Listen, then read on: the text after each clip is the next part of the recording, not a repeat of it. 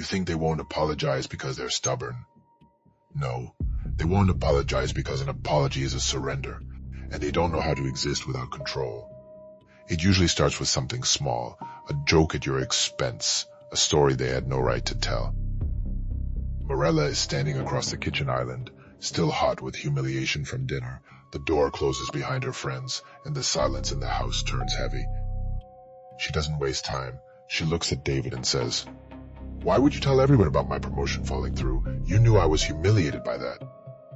He doesn't even really face her. He adjusts his watch and shrugs. "It was a funny anecdote, Morella." "God, you make everything so heavy. Don't be so dramatic." That's the first tell. You bring them pain. They diagnose you as the problem. She pushes back. "Dramatic? It wasn't an anecdote. It was my career. Why would you use my failure as a punchline for your friends?" Now he finally looks at her, but only to correct her reality. "I wasn't using it as a punchline. I was relating to them. You're completely misreading the room as usual. Today, I'm going to show you what's underneath that simple sentence you keep waiting for. I'm sorry. Not to judge them, not to crown you the victim, but to expose the mechanism so you stop negotiating with a wall and calling it love." Morella tries again, softer this time, because that's what people do when they're gaslit. "I was sitting right there. It really hurt me. I just need you to look at me and say you're sorry." And David pivots. He doesn't move toward accountability. He moves toward higher ground. "So now I'm the bad guy," he says. "I cook dinner for your friends, I host all night, and you're going to completely ruin the evening by picking a fight over a harmless joke."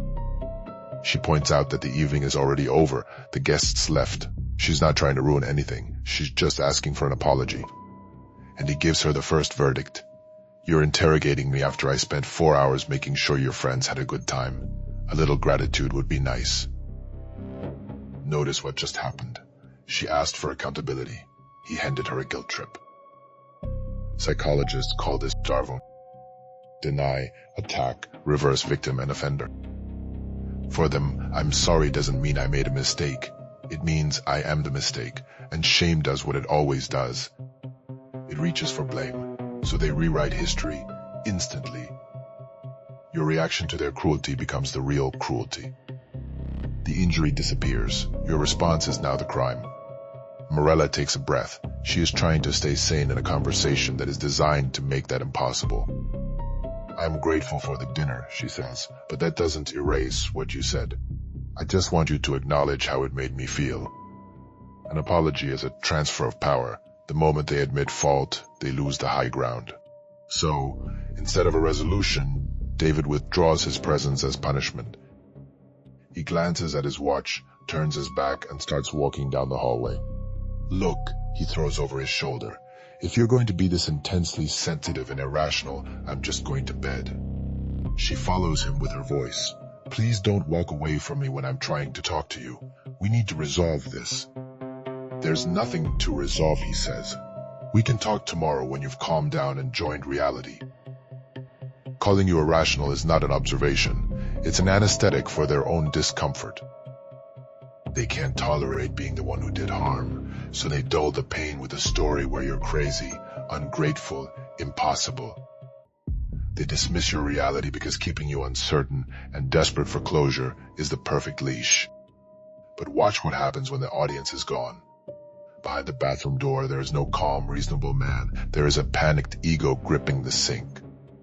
David stares at himself in the mirror, breathing hard, whispering under his breath, "She's overreacting. I didn't do anything wrong. I was just making conversation. She always does this. She just wants to make me look bad. She's just trying to control me. Unbelievable." Some people survive by believing they are flawless. That belief isn't confidence. It's scaffolding. Behind closed doors, their ego is fighting for its life. If they apologize, they have to accept something terrifying, that they are capable of being the villain in someone else's story. So they must convince themselves that you are the enemy, because the alternative is shattering. By the time he comes back, he has a new story ready. He stands over her, dominant angle, while she is sunk into the couch. "You know, I've been thinking," he says. "The real issue here is that you are deeply insecure about your career." She blinks. "Excuse me?" This isn't about my insecurities. This is about what you said at the table. He doesn't flinch. No, listen to me. You're projecting your own professional failure onto me so you can make me the villain. It's actually really unfair to me. Unfair to you? She asks. You embarrassed me in public.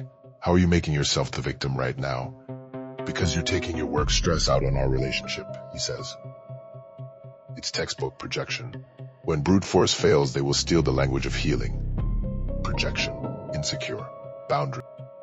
They use clinical words to perform a clinical execution of your sanity. Jung called this buried side the shadow. The unacceptable impulses they refuse to admit are inside them. So they diagnose you to avoid looking at themselves. They lie so convincingly that reality starts to feel like an attack. Eventually, you break. Not because you're weak, but because your nervous system can't hold this level of distortion forever. Morella's voice cracks as she pleads, David, please, stop twisting it. I just want a simple apology for the joke. That's all. Can you just say, I'm sorry I hurt you? He explodes in performance, not remorse. Fine, I'm sorry you felt offended. Is that the magic word you want to hear? She shakes her head. No, that's not an apology. You're just sorry I got mad.